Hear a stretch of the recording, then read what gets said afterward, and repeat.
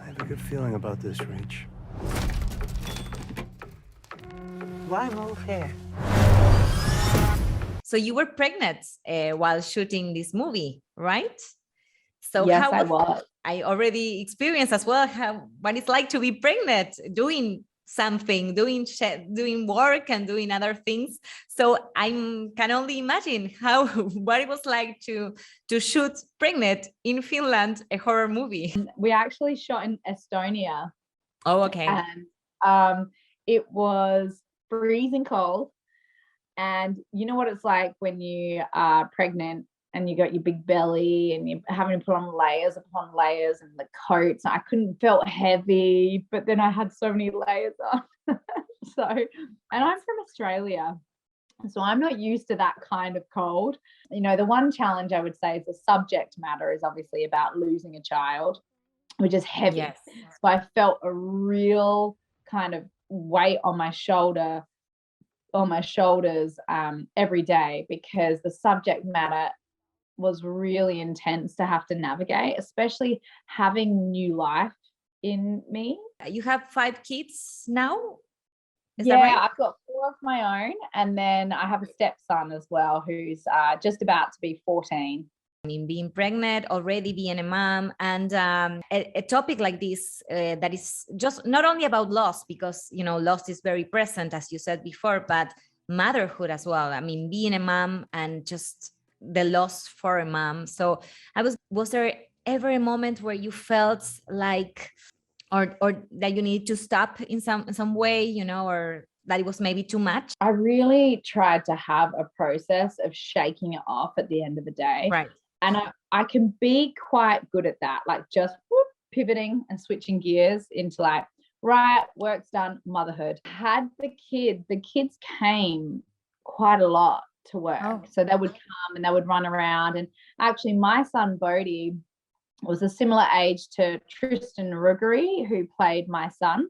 Yeah. And they became really good friends. And it was really only the moments between action and cut where it felt really heavy. And you know, being that your husband is also an actor, a director, and so on. I mean, when you pick, I know you have worked together before, but when you pick a project like this, do you like read certain segments, or always get his opinion before maybe just going on with a role, or just to have some feedback? Yeah. Well, yeah, not very many people know this, so I'm giving you the inside scoop. But cool. Actually, Mark was supposed to play Anthony. Oh, really? Mark was cast as Anthony. But sort of in the last few weeks, we realized that because it wasn't a SAG film, which is a Screen Actors Guild in America, and Mark is American, he wasn't actually allowed to play the role.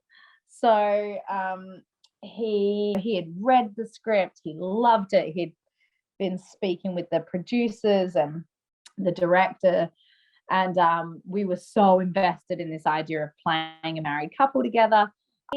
In this situation, he definitely gave me the green light, was like, go ahead, this is amazing. You know, we have seen you in horror before with Lights Out, and did you find something different? I mean, performance level, because I know it can be, I'm sure, very demanding. I mean, doing horror. The most challenging aspect of this movie was the psychological effects, because it was just having to be in this dark space of grief so much. And, and that's a very specific kind of grief, losing a child. Quite similar themes in some ways. Like, I loved about Lights Out that it was about a family and a dysfunctional family. And then this one's also about a family that's very fractured and not working. Shooting in Estonia, as you said before, I don't know if have you ever been there before? I mean, and you said that you went with all your children, right?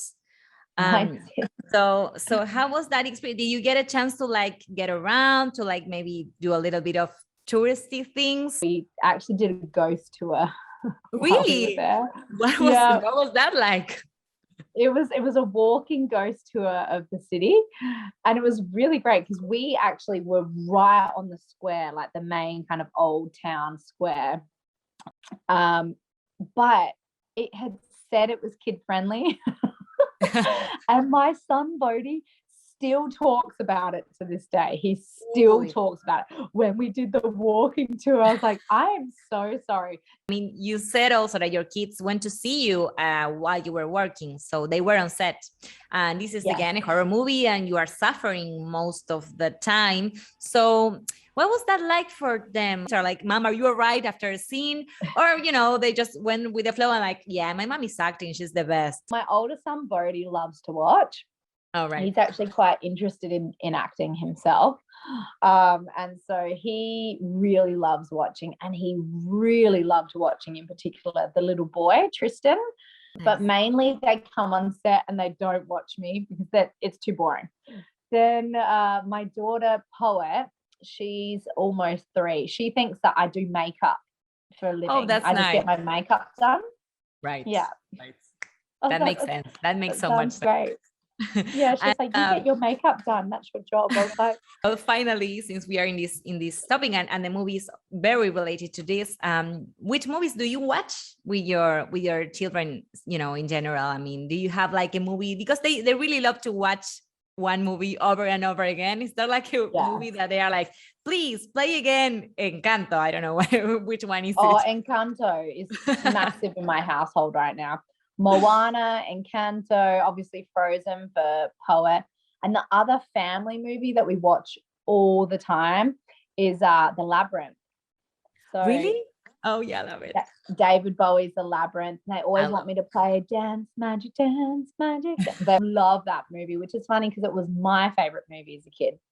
Yes. So I used to watch that with my dad. Every weekend I'd go to my dad's house and he would put in the videotape of The Labyrinth. Right. And now I'm watching it with my kids, which is really cool. Elliot, you don't want to hurt